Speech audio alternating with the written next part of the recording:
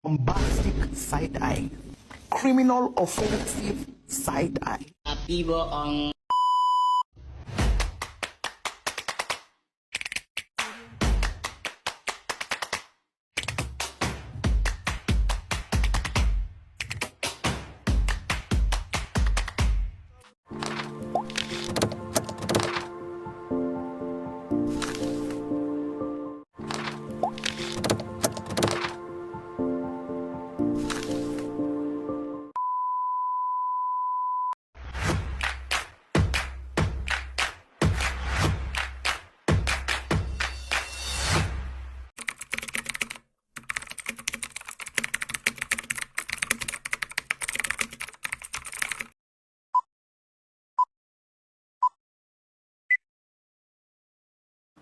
Pada kesempatan kali ini kita akan membahas manajemen pendidikan Islam.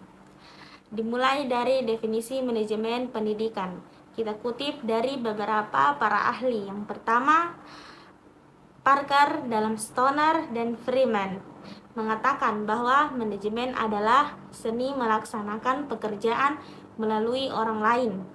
Sedangkan dari Usman pada tahun 2009 mengatakan bahwa manajemen adalah perencanaan, pengorganisasian, pengarahan, dan pengendalian dari sumber daya manusia, organisasi untuk mencapai tujuan secara efektif dan efisien. Nah, sekarang apakah pengertian dari pendidikan?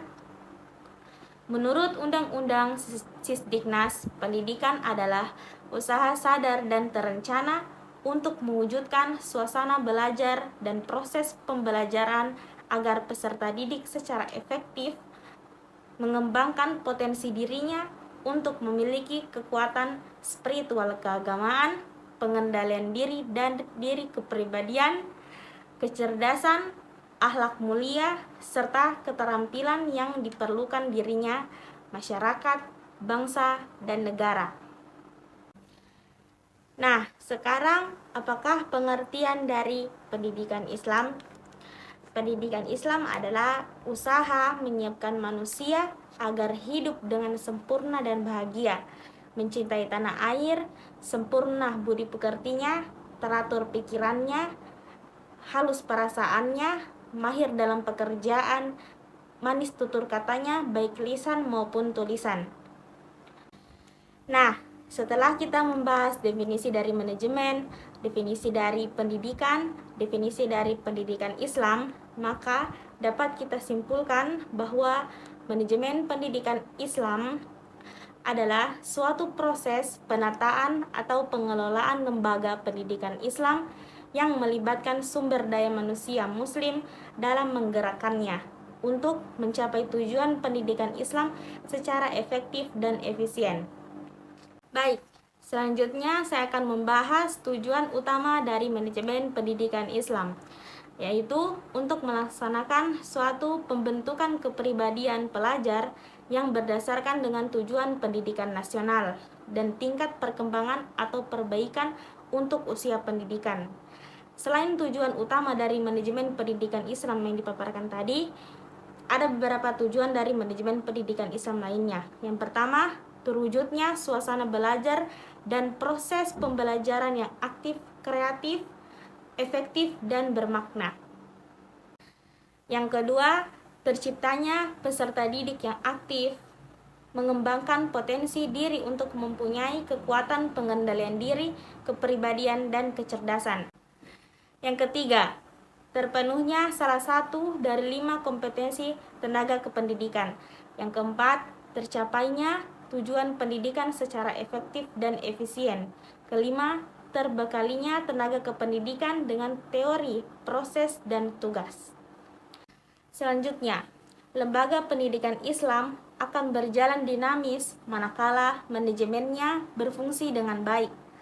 Hal ini disebabkan oleh inti dari manajemen, terutama terletak pada fungsinya.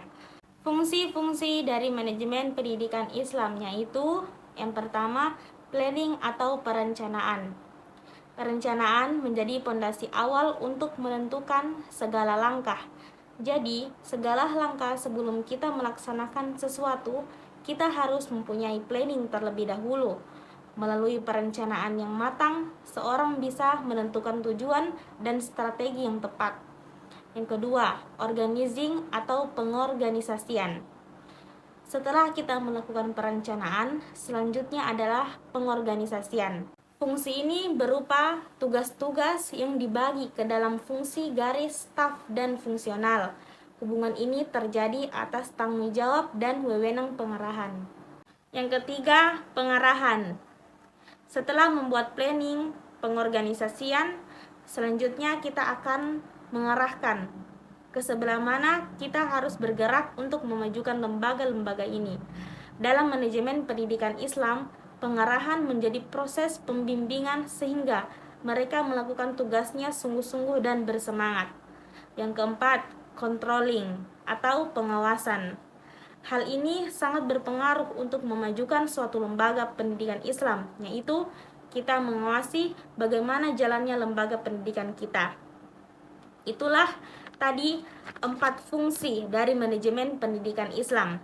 Selain itu, manajemen pendidikan Islam juga lebih berfokus pada pengelolaan lembaga pendidikan Islam seperti yang pertama, madrasah atau sekolah, yang kedua, pesantren, yang ketiga, perguruan tinggi Islam, yang keempat, lembaga-lembaga pendidikan Islam lainnya.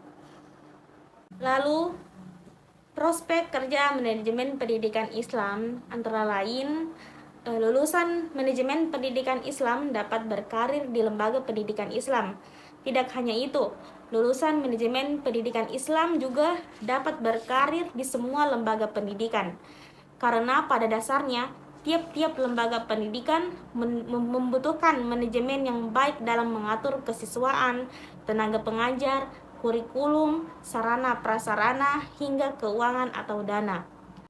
Lulusan manajemen pendidikan Islam juga dapat berkarir sebagai yang pertama, manajer lembaga pendidikan Islam, yang kedua, praktisi lembaga pendidikan Islam, yang ketiga, peneliti di bidang manajemen pendidikan Islam, yang keempat, tenaga administrasi pendidikan, kelima, analisis sistem pendidikan, yang keenam, konsultan pendidikan, yang ketujuh, supervisor pendidikan, ke-8, dan lain sebagainya. Itulah sedikit apa yang bisa saya sampaikan mengenai manajemen pendidikan Islam. Sekian, Assalamualaikum warahmatullahi wabarakatuh.